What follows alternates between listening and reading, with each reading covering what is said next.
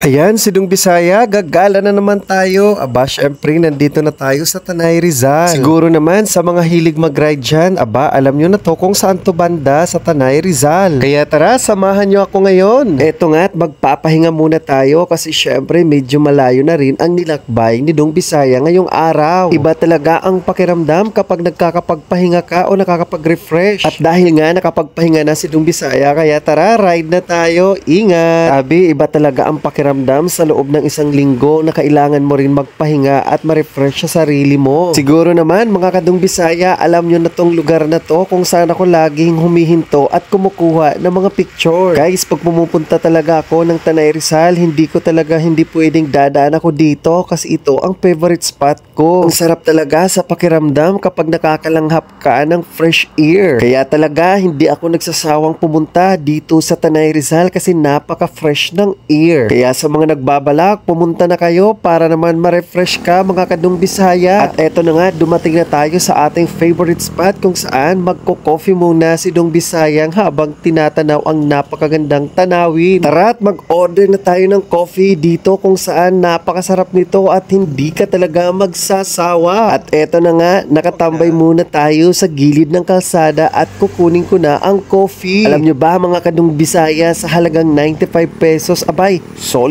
na ang cappuccino coffee ko. Di talaga kompleto ang araw ko pag hindi ako dumaan dito sa Tara Kape. At ang ating namang third destination ay dito naman sa aking bagong na-discovery. Grabe mga Kadong Bisaya, napakatahimik at makakapag-isip ka talaga ng maayos. At ayan na nga, nandito na tayo sa isang restaurant na kung saan napakaaliwalas at napakaganda. Eto na nga at bababa na tayo at syempre mag-o-order na tayo at titikman na natin kung gaano kasarap ang kanilang pinagmamalaking food. Grabe, napakaganda, wala akong masabi. Pababa pa lang ako, aba, amoy na amoy ko na ang mga masasarap nilang lutong pagkain. Kaya tara, samahan nyo ako dito sa Midoriam Restaurant. Dito lamang yan sa may Tanay Rizal. Ang restaurant na ito ay nasa tatlong klase siya. Meron siyang seafood, merong Japanese, at meron siyang lutong Pinoy. Kaya ang pinili ko, syempre, ang Japanese muna. At dahil lagi namang Pinoy food ang ino-order ko tuwing kumakain sa mga restaurant, aba, itry muna natin ang Japanese restaurant na pinagmamalaki nila. Eto mga Kadong Bisaya, ipapakita ko sa inyo ang kanilang menu. Aba, pipili ka lang talaga. So, pwede kang pumili ng Filipino,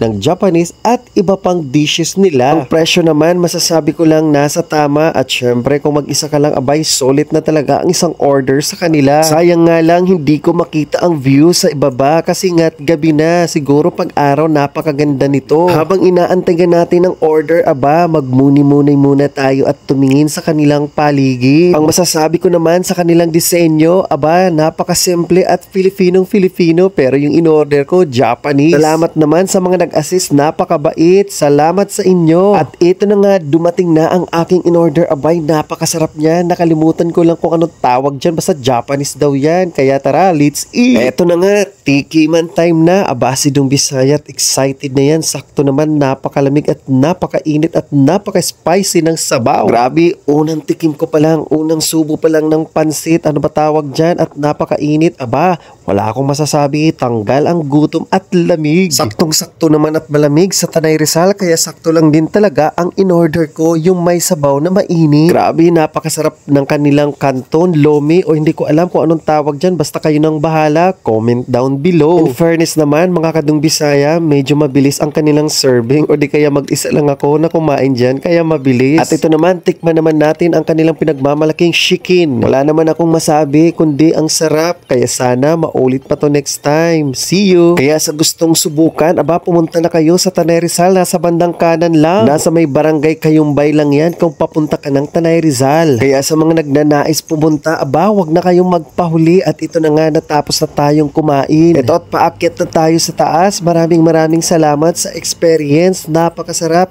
Thumbs up ako. Guys, hindi to sponsored ha. Sariling review ko lang to mga Kadong Bisaya. Ito na nga, malapit na tayo sa motor ko. Paano mga Kadong Bisaya? Hanggang dito na lang. Yun lang. Bye-bye!